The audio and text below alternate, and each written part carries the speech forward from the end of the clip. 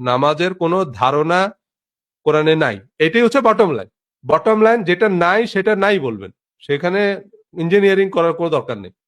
আমি স্পেসিফিক বলতেছি যে কোরআনের স্পেসিফিক কোনো বর্ণনা নাই।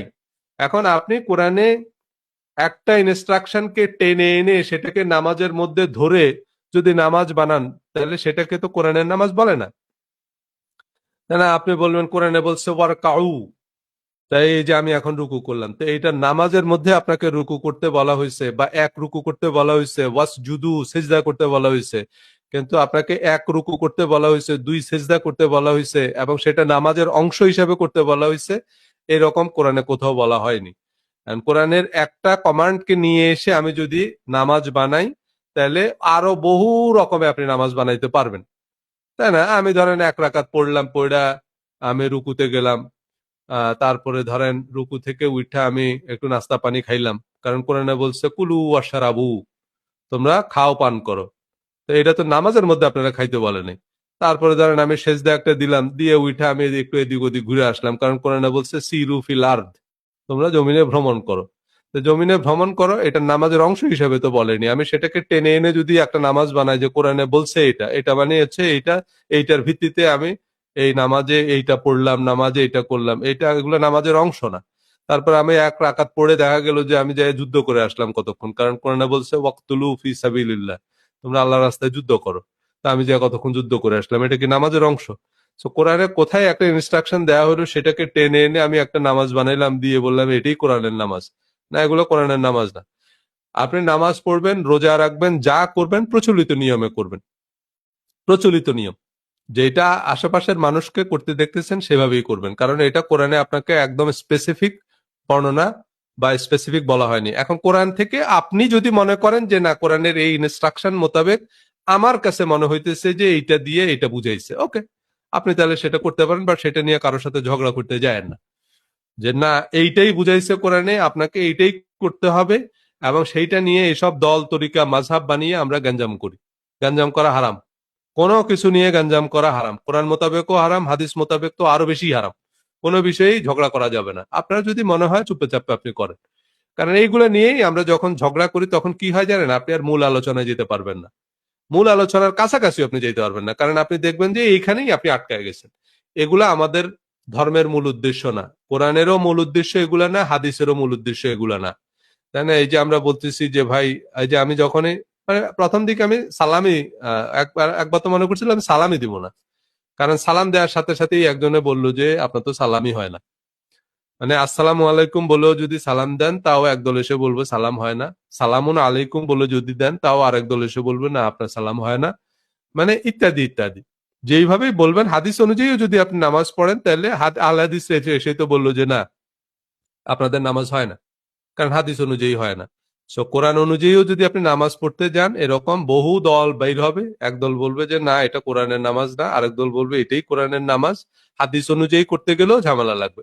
বাট এই যে আমাদের মধ্যে যে ছোট ছোট বিষয়ে যেসব মতপার্থক্য, এগুলো যেহেতু স্পেসিফিক ইনস্ট্রাকশন দেয়া নাই, তাই না? যেমন ধরেন আপনি যদি বলেন যে ভাই কোরআনে বলছে আকিমুস সালাহ, নামাজ কিভাবে পড়বেন, আমি যদি আপনাকে বলি যে ভাই কোরআনে যেইভাবে করে রোজা ফরজ করা হয়েছে, একদম এক্সাক্ট ওয়ার্ড, একদম এক্সাক্ট সেন্টেন্স ব্যবহার করা হয়েছে যুদ্ধের আয়াতের ক্ষেত্রে।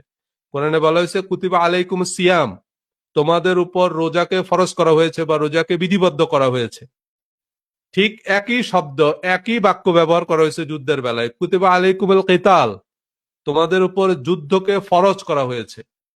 তাইলে এখন যুদ্ধকে যে ফরজ করা হয়েছে, তার মানে যুদ্ধ ফরজ। তো তো যুদ্ধ করছেন জীবনে, তাই না? আমি তো আমার জীবনে কোনো যুদ্ধ করি নাই, তাহলে ফরজ ইবাদত তো করলামই না। এবং এই কেতাল, কেতাল জিহাদ না, কিন্তু জিহাদের আরেক অর্থ আছে। জিহাদ মানে হচ্ছে প্রাণপণ চেষ্টা, জিহাদ মানে হচ্ছে প্রাণপণ চেষ্টা। যেমন আমরা ইংরেজিতে বলি না স্ট্রাগল, যে ভাই আমি আমার জীবনে অনেক স্ট্রাগল করছি। হ্যাঁ, আমি আমার জীবনে এই যে প্রাণপণ চেষ্টা, সেগুলো আপনার যুদ্ধের সমার্থক অর্থ। লড়াই করতে হবে, লড়াই করে জীবনে বড় হইতে হবে, এসব কথা আমরা বলি না। লড়াই প্রচেষ্টা অর্থে ব্যবহার হয়, আহ সাধন অর্থে ব্যবহার হয়, সেগুলো সেই অর্থে ব্যবহার হয়। কিন্তু ফরজ করা হয়েছে কেতাল। কেতাল মানে একেবারে সশস্ত্র সংগ্রাম, মানে একবারে সরাসরি ঢাল তলোয়ার নিয়ে আপনার যুদ্ধ করতে হবে। এইটা ফরজ করা হয়েছে। তো এখন আপনি কোনো হুজুরকে জিজ্ঞেস করবেন যে আচ্ছা তো হুজুর এই যে আমাদের জন্য রোজার মতো তো যুদ্ধ ফরজ করছে, তো যুদ্ধ করছেন, কুতিবা আলাইকুমুল কিতাল, তোমাদের উপরে জিহাদ মানে যুদ্ধ করা ফরজ করা হয়েছে। তা আমি তো ভাই আমার জীবনে কোনো যুদ্ধ করিনি, এবং হাদিসেও আছে রাসূল সাল্লাল্লাহু আলাইহি ওয়াসাল্লাম যুদ্ধ করছে। তো রাসূল সাল্লাল্লাহু আলাইহি ওয়াসাল্লাম 26-27টা যুদ্ধ করছে অ্যাকর্ডিং টু বুখারী শরীফ। তাহলে আমি তো একটা যুদ্ধ করলাম না, তাহলে আমার এই ফরজ আদায় হবে কিভাবে, বা আদায় হয় নাই তো। এক, দ্বিতীয় কথা হচ্ছে আমি যদি এখন যুদ্ধ করি তাহলে আমি যুদ্ধ কিভাবে করব? কারণ আপনি যে আমাকে বলতেছেন রোজা ফরজ করছে তো রোজা কেমনে রাখবো, আপনি যে আমাকে বলতেছেন নামাজ ফরজ করছে নামাজ কেমনে পড়বো, ভালো কথা, তো যুদ্ধ ফরজ করছে যুদ্ধ কেমনে করবো? রাসূল সাল্লাল্লাহু আলাইহি ওয়াসাল্লাম যেমন করছে অন্য যুদ্ধ করবো? অন্য যুদ্ধ করলে তো আপনি আহ, যুদ্ধে জেতা দূরের কথা, এখনকার দিনে অন্য যুদ্ধ করলে আপনি মান সম্মান নিয়ে হয়তো ফিরতে পারবেন না। কারণ এখন যুদ্ধ চলতেছে মিসাইল, এখন যুদ্ধ চলতেছে ট্যাঙ্ক দিয়ে, আপনি ঢাল তলোয়ার নিয়ে ট্যাঙ্কের সামনে দাঁড়ায় থাকবেন, সো আপনারা তো ট্যাঙ্ক টুং দিয়ে উড়াই দিবে। এখন ট্যাঙ্ক দিয়ে যুদ্ধ করা সেটা কিন্তু অনেক প্রশ্ন আছে। আপনি যদি হাদিস নিয়ে করতে যান তাহলে অনেক প্রশ্ন দাঁড়াবে। যেমন ট্যাঙ্ক দিয়ে যুদ্ধ করলে অনেক নিরপরাধ মানুষ মারা যাবে, কারণ আপনি ঢাল তলোয়ার দিয়ে যুদ্ধ করতেছেন ঠিক আছে, কিন্তু কোরআনে আবার বলা আছে আপনি কোনো নিরপরাধ মানুষকে হত্যা করতে পারবেন না। একটা নিরপরাধ মানুষকে যদি আপনি হত্যা করেন তাহলে পুরা মানব জাতিকে হত্যা করার সমান গুনাহ হবে আপনার। পুরা মানব জাতিকে যদি আপনি হত্যা করেন যে গুনাহ হবে, একটা নিরপরাধ মানুষকে হত্যা করলে একই রকম গুনাহ হবে। এখন ধরেন আপনি ট্যাঙ্ক দিয়ে যখন যুদ্ধ করবেন, তো ট্যাঙ্কে তো আর আপনি একটা মানুষ মারতেছেন না, পুরো বিল্ডিং উড়াই দিতেছেন ট্যাঙ্কের গোলায় লেগে। তো সেই বিল্ডিং এর মধ্যে ভাই মাসুম বাচ্চারা আছে, তারা তো নিরপরাধ।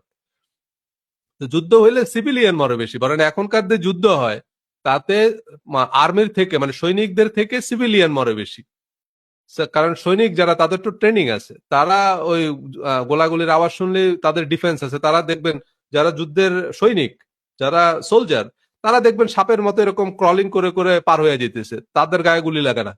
কিন্তু আমরা যারা সাধারণ মানুষ আমাদের তো ট্রেনিং নাই, আমরা ভয়ে এই যে দৌড়াদৌড়ি করতে গিয়া দেখা যাবে যে আমরা গুলি খেয়ে মরতেছি। তো সিভিলিয়ান মরে যে কোনো যুদ্ধে, সিভিলিয়ান মরে লাখে লাখ, কিন্তু সৈন্য মরে না, কারণ সৈন্যদের ডিফেন্সের ট্রেনিং আছে, সেলফ ডিফেন্সের ট্রেনিং আছে, তারা জানে যে কখন গুলি হইতেছে, কোন দিক থেকে গুলি আসতেছে, কিভাবে নিজেকে সেভ করতে হবে সে সময়। সো সাধারণ মানুষ মরে। তাই একটা নিরপরাধ মানুষকে যদি আপনি হত্যা করেন, তাহলে এখনকার যেসব অস্ত্র শস্ত্র দিয়ে যুদ্ধ হয় তাতে প্রচুর নিরপরাধ মানুষ মরতেছে, কারণ গুলি অনেক দূরে গিয়ে মানুষের গায়ে লাগতেছে, দৃষ্টিসীমার বাইরে চলে যাচ্ছে, আপনি জানেন না কার গায়ে গিয়ে পড়তেছে। সো এখন তাহলে হাদিস অনুযায়ী যুদ্ধ করবেন কিভাবে? হাদিস অনুযায়ী যুদ্ধ করতে পারবেন না, অথচ যুদ্ধ ফরজ ইবাদত। একবারে নামাজ, রোজা যেরকম ফরজ করা হয়েছে এই একই রকম ফরজ ইবাদত যুদ্ধ। তো এখন যুদ্ধ কিভাবে করবেন? হাদিস অনুযায়ী করতে পারবেন না। তাহলে যুদ্ধ আপনাকে করতে হবে প্রচলিত নিয়মে। যে এখন যুদ্ধ যে সিস্টেমে চলতেছে, সৌদি আরব কি হাদিস অনুযায়ী যুদ্ধ করে? বলেন ডাল তলোয়ার নিয়ে, সেটা প্রতীকী। কিন্তু সৌদি আরবে বলেন না ডাল তলোয়ার নিয়ে যুদ্ধ করতে, তাই না? আমাদের এই কি কয় না মুরগি মিলন, তারপরে এরকম এদের যেসব বাহিনী আছে, এদের এসব বাহিনীর সামনে অত টিকবে না ডাল তলোয়ার দিয়ে, এদের কাছে তো AK-47 মোমেন্ট এরকম বিভিন্ন রকমের অত্যাধুনিক অস্ত্র আছে। সো এসব দিয়ে হবে না। কথা হচ্ছে আপনাকে প্রচলিত নিয়মে যুদ্ধ করতে হবে। যুদ্ধের এবং সামনে আজ থেকে 1000 বছর পরে যুদ্ধের টেকনিক কি হবে উই হ্যাভ নো আইডিয়া। যেইভাবে যখন যুদ্ধ চলবে সেভাবে যুদ্ধ করবেন। এখন আপনি যদি বলেন যে না, নামাজ রাসূল সাল্লাল্লাহু আলাইহি ওয়াসাল্লাম যেমনে পড়ছে এমনে পড়তে হবে, তাহলে আমিও বলবো যে যুদ্ধ রাসূল সাল্লাল্লাহু আলাইহি ওয়াসাল্লাম যেমনে করছে অমনে করতে হবে। ওর বাইরে যদি যুদ্ধ করেন তাহলে হারাম, কারণ আপনি পুরা মানব জাতিকে হত্যার গুনাহ মাথায় নিতেছেন। কারণ স্বাভাবিক যুদ্ধ, আপনি এখন যেসব প্রচলিত যুদ্ধ রীতি আছে তাতে বেসামরিক লোক, নিরপরাধ নারী পুরুষ মারা যাবেই, গবাদি পশু মারা যাবে। কারণ হচ্ছে কারণ আপনি তো জানেনই না, আপনি গোলা মারতেছেন দূর থেকে, মিসাইল মারতেছেন। তো এই যে হিরোশিমায় বোমা মারছে, তো হিরোশিমায় নিরপরাধ মানুষ মরে নাই? তারা এই যুদ্ধের সাথে জড়িতই না, একদম নিরপরাধ মানুষ মারা গেছে। তো এরকম এই যে গোলা মারা হচ্ছে তাতে অনেক নিরীহ নিরপরাধ মানুষ মারা যাচ্ছে। তাহলে হাদিস অনুযায়ী আপনি যুদ্ধও করতে পারবেন না, হাদিস অনুযায়ী আপনি কিছুই করতে পারবেন না। যদি হাদিস অনুযায়ী করতে যান তাহলে আপনাকে প্রচলিত নিয়মে করতে হবে। এখন সেই সময় পাটিতে বসে মাটিতে বসে রাসূল সাল্লাল্লাহু আলাইহি ওয়াসাল্লাম খাইতো, পাটিতে বসে মাটিতে বসে আবু জাহাল আবু লাহাব রাও খাইতো। এখন ভাই টেবিল আসছে, এখন কাঁটা চামচ আসছে, আপনি এখন সবাই যেভাবে খায়, যেই বাড়িতে, ওই যে বললাম গ্রামের বাড়িতে যখন যাবে তখন লুঙ্গি একটা পরে দরকার হয় আপনি কলা পাতার মধ্যে খাবেন। আবার 5 স্টার হোটেলে গেছেন, সেখানে গিয়ে আপনি সেখানে মানুষ যেভাবে খায় সেভাবে খাবেন। এখন সেখানে গিয়ে যদি বলেন যে না না ভাই আমার ওই যে নিচে মাঠের মধ্যে বিছায়া দাও, আমি ওখানে বসে বসে খাবো, তো দেখা যাবে কেমন বলেন? লুঙ্গি পরে 5 স্টার হোটেলে যাওয়ার মতো হয়ে গেল। যেখানে যেমন রীতি, যেখানে যেমন রেওয়াজ সেভাবে করবেন। তো এই হচ্ছে গিয়ে বিষয়। তো তারপরও এখন আমরা হাদিস যখন নেব তখন সেটার একটা মূলনীতি অনুসরণ করতে হবে, যে হাদিস, ফিকহ এবং অন্যান্য ধর্মীয় উৎস অনুসরণের শর্ত এবং মূলনীতিগুলো কি, সেটা নিয়ে আমরা আগামী পর্বে আলোচনা করব। যে তারপরও তো হাদিস থেকে অনেক জ্ঞান আছে, ফিকহের কিতাবও আমাদের লাগবে, লাগবে না তা না, কারণ এমন অনেক প্রশ্ন আছে যেগুলো হাদিসের কিতাবে নাই। অনেকে বলে না যে মাযহাব মানা লাগবে না বা মাযহাব মানা বেদাত, মিথ্যা কথা, এগুলো বাকওয়াজ কথা। যারা বলে যে মাযহাব মানা বেদাত, এগুলো অশিক্ষিতরা বলে। বাস্তবে আলে হাদিস যারা, তাদেরও ফকি আছে, তারাও বিভিন্ন বিষয়ে ফাতুয়া দিচ্ছে। শায়খ বিন বাজ, উনি গ্র্যান্ড মুফতি, সৌদি আরবের গ্র্যান্ড মুফতি ছিলেন। তো মুফতি মানে কি, উনি ফাতুয়া দিতেন। তো তারপরে হচ্ছে এই যে নাসিরউদ্দিন আলবানী, উনি ফাতুয়া দিতেন না? উনিও ফাতুয়া দিতেন। তারপরে হচ্ছে ইবনে উসাইমিন, তো উনিও ফাতুয়া দিতেন এরকম। তারপরে মাওলানা আব্দুল ওয়াহাব, উনি ফাতুয়া দিচ্ছেন না? হাদিসের বাইরেও তো ওনাকে অনেক প্রশ্ন করা হয়েছে। সো ফিকহ অবশ্যই আমাদের লাগবে। কিন্তু এইসব হাদিস, ফিকহ বা অন্যান্য ধর্মীয় উৎস, অন্যান্য আরো অনেক ধর্মীয় উৎস আছে, যেমন ইসলামের ইতিহাস আছে, সেগুলো আপনার পড়তে হবে। সেখান থেকে অনেক গুরুত্বপূর্ণ ইনফরমেশন আপনি পাবেন। কারণ আপনি যদি ইতিহাস না পড়েন, আপনার হাদিসের ভ্যালিডিটি নেই। কারণ হাদিসের আগামাতে, কারণ হাদিসের বা রাবীদের যে জীবনী, সেগুলো তো আর হাদিসের টেক্সট না, সেটা তো আমরা ইতিহাস থেকে জানবো। কোন রাবের কি ভূমিকা ছিল, কি উপসংহার ছিল, সেগুলো তো আমরা ইতিহাসের কিতাব থেকে জানবো, সেগুলো তারিখ। তো ধর্মীয়, অন্যান্য ধর্মীয় উৎস অনুসরণের শর্ত কি, মূলনীতি কি, সেগুলো নিয়ে আমরা আগামী পর্বে কথা বলবো। হোপফুলি আমরা আগামী সপ্তাহে আরো কয়েকটা সেশন করব। আমি আমার ফেসবুক এবং ইউটিউব চ্যানেলে লিংক দিয়ে দিব। সো যাই হোক, আজকে তাহলে এ পর্যন্তই আমরা শেষ করি।